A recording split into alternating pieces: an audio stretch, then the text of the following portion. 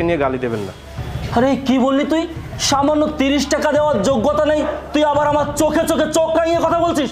ফকিরের বাচ্চা, বেরিয়ে আয় মাসুম সাহেব, চলেন আজকের বোঝাপড়া করবো নিচে নিয়ে। চল বেরিয়ে আয়। মাসুম সাহেব আসেন, নোংরা পোশাক পরে আমার প্রতিষ্ঠানে খেতে আসে, আজকে তোর মজা বুঝবো। বেরিয়ে যা ছোট লোকের বাচ্চা, আজকের পর থেকে তোকে যেন আমার রেস্টুরেন্টের আশেপাশে না দেখি। এখানে যারা খেতে আসে তারা প্রত্যেকে টাকাওয়ালা। আর হ্যাঁ, যদি কোনোদিন কখনো তোর টাকা পয়সা হয়ে থাকে তাহলে আমার রেস্টুরেন্টে খেতে আসবি, এর আগে না। আমার কথাটা যেন মনে থাকে, আর আমার এই চেহারাটা হৃদয়ে গেঁথে রাখিস। মাসুম সাহেব চলুন।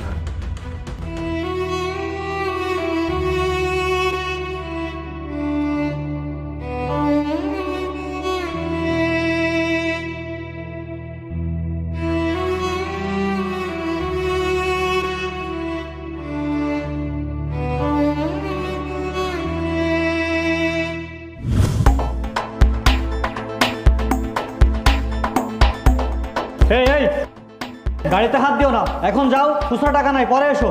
ভাইজান আপনি কি এই শোরুমের লোক? হ্যাঁ আমি এই শোরুমের লোক, তোকে বললাম না গাড়িতে হাত দিস না, যা এখান থেকে যা, পরে আসবি। ভাইজান বলছিলাম কি, এই গাড়িটার দাম কত? কি রে, তুই কি স্বপ্নের মধ্যে আছিস? তোকে বললাম না এখান থেকে চলে যা, আর গাড়ির দাম জেনে তুই কি করবি? ভাইজান ভবিষ্যতে আমার একটা গাড়ি কেনার খুব ইচ্ছা আছে, আপনাদের শোরুমের এই গাড়িটা আমার খুব পছন্দ হয়েছে, দামটা যদি একটু বলতেন। ওসমান সাহেব কি ব্যাপার, কি হচ্ছে এখানে? স্যার দেখুন না, রাস্তা থেকে এই ফকিরের বাচ্চা এসে আমার সঙ্গে কী সব কথা বলছে। পাগলের সুখ মনে মনে, কাগজ করে আর টাকা গোনে। এই ওকে চলে যেতে বল, আমার নতুন বায়ার আসবে, তাদেরকে গাড়ি দেখাতে হবে। এই পাগলা, তোর গাড়ির দাম শুনতে হবে না, তুই এখান থেকে যা। আমাদের শোরুমে নতুন বায়ার আসছে, সে এসে তোকে নোংরা অবস্থায় দেখলে আমাদের গাড়িটি বিক্রি হবে না। ভাইজান আপনারা যতক্ষণ ধরে এসব কথা বলছেন, এসব না বলে আমাকে গাড়ির দামটা বলে দিলেই তো হয়ে যেত। গাড়ির দাম শুনবি তাই তো? এদিকে, এই গাড়ির দাম 40 লক্ষ টাকা।